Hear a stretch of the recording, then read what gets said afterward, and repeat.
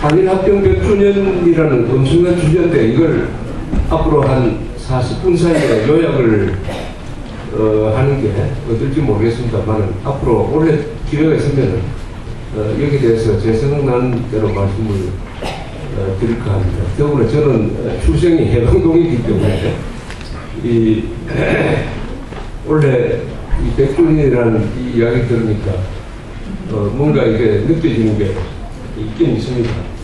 우선 우리가 왜 식민지가 되었느냐, 일본은 왜 식민지가 되지 않고 오히려 우리를 식민지로 만들었느냐, 이 양쪽 두 나라의 차이는 뭐냐 하는 것입니다. 그럼 우리가 이제 역사를 할 때 고종이 다른 사람이었으면은 또 민비라는 여자가 정권을 잡지 않고 계엄군이 계속 잡았으면 어떻게 됐을까? 김옥균이 가신정전에 성공했으면 어떻게 됐을까? 동학혁명에 성공했으면 어떨까? 이렇게 가정을 자꾸 이야기합니다. 그것은 아무 의미가 없는 건 아니고 그런 걸 통해서 우리의 약점과 가능성 이런 걸 점쳐보는 것이고 그러나 근본적으로 우리가 과연 식민지를 면할 수 있었겠느냐 하는데 이러면 뾰족할 수가 없었다는 결론에 거의 다 이릅니다.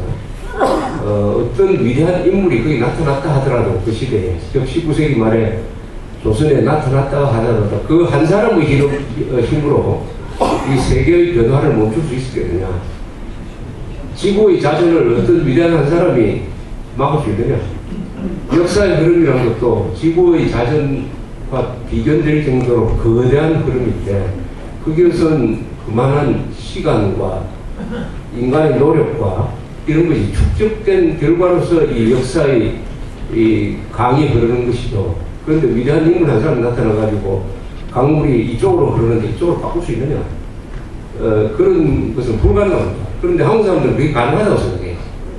역사에 대한 무지죠. 역사에 대한 단세포적인 인식 때문에 한 인간이 역사를 바꿀 수 있다고 생각을 하는데 절대로 그것은 불가능한 것입니다. 다만 우리가 이야기를 할 때 편의상 어떤 위대한 인물을 가지고 꼭 강조를 해서 이야기를 하기 때문에 그런 영웅주의적인 역사관이 등장을 합니다만 우리 조선조의 전체적인 역사 흐름에서 이미 이것은 망조로 갈고 있었다. 특히 임진왜란을 겪고 병자호란을 겪으면서 이 조선이라는 나라의 존재 의미가 사실은 사라졌고 그 뒤부터는 당파싸움보다도 더 악질적인 분당정치로 가는 바람에 우리나라 안에서는 이 급변하는 국제정세를 해치고 나갈 정치 세력을 만들어낼 수가 없었다 하는 것입니다. 그리고 우리의 주도 세력은 이게 문민, 흔히 좋게 말해서 문민이고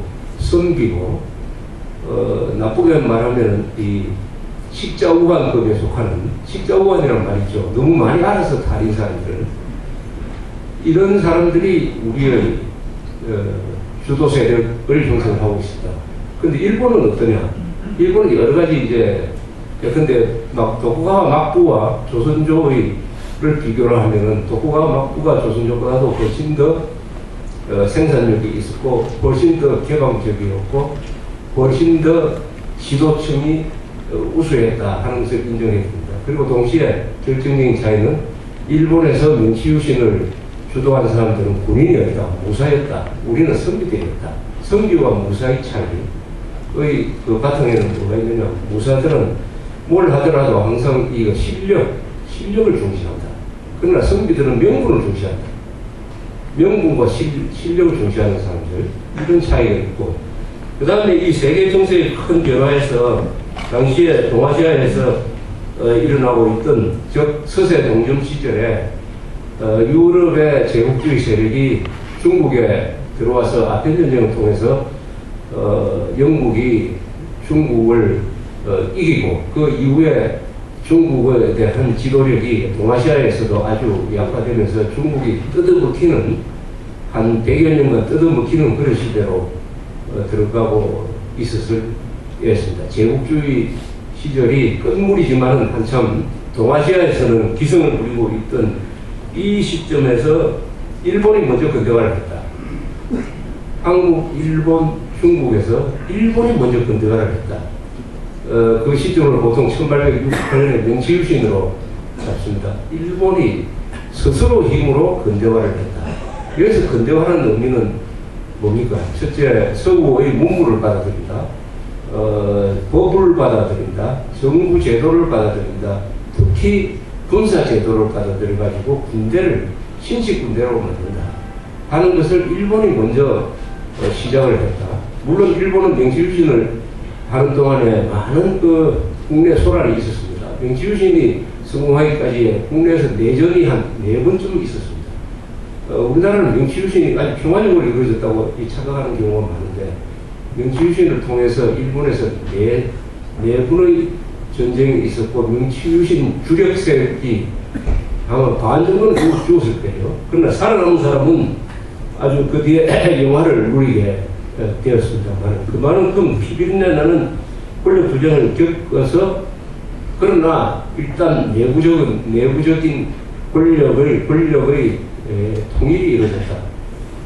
어떤 이 선박이 폭풍을 만나서 그걸 돌파를 하려면 엔진이 살아있었습니다. 폭풍을 만났을 때 배가 엔진이 꺼져버리면 그 뒤에 뒤집어져 버려요. 우리는 엔진을 만들어내지 못했다. 그러나 일본은 엔진을 만들어내었다. 그것은 왜냐? 명치유신을 주도한 사람들의 선전력 때문이기도 하지만, 그 전에 일본에서 막부라는, 도쿠가와 막부가 한 200년 동안, 200년 조금 넘게 계속됐지만, 나름대로의 사회가 첫째 상업을 중시를 했고, 그 사회에서 그래도 생산력을 만들어낼 수 있는 사회적인 조건을 갖추고 있었다. 그러나 조선조에서는 이게 관료라고 하는 것은 관직을 팔아먹는 게 일이고, 관료가 부임을 하면은 백성들을 잘 부려가지고 생산성을 높여가 세금 거둘 생각은 안 하고 그냥 뜯어먹는 일에만 열중을 하다가 보니까 서울시청의 시장에 해당하는 한성부유는 보통 4달마다 한 번씩 바뀌고, 저 동네 부사 같은 경우에는 부임해가지고 가면은 바로 그 뒤에 돈을 사가지고 가는 사람이 뒤에 따라갈 정도로, 그래서 저 조령을 넘었을 때는 후임자가 내려오고 있는 이런 상태의 부정부패가 계속되었다. 이런 상태에서 과연 한국이 식민지가 되지 않을 수 있는 다른 요소가 있었겠느냐?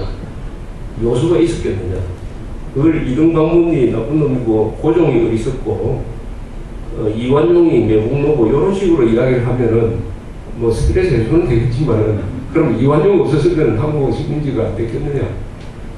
됐겠죠. 이런 질문을 하나 던질 수가 있습니다. 왜 우리가 식민지가 되었느냐 하는 것은 일본의 역사, 한국의 역사가 밟아온 각각 나름대로 2000년 역사의 어떻게 보면 자연스러운 귀결이 되었다. 그 흐름을 인간이 막을 수 있었겠느냐 하는 것은 매우 의심스럽다.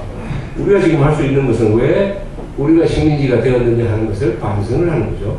반성을 해야 되는데, 지금까지는 주로 그 반성의 방향이 조선조에 있었던 그 나쁜 놈들, 이완용 같은 사람들, 이런 사람들한테 책임을 많이 넘기고 일본 제국주의에 책임을 넘기고 하는 식으로 해놓고, 우리 나머지는 다 책임이 없다.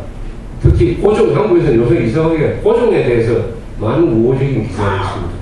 꼭 책임을 져야 되려면 고종이 가장 큰 책임을 져야죠. 고종과 민비, 나중에 명성황후로 추존되었습니다만요.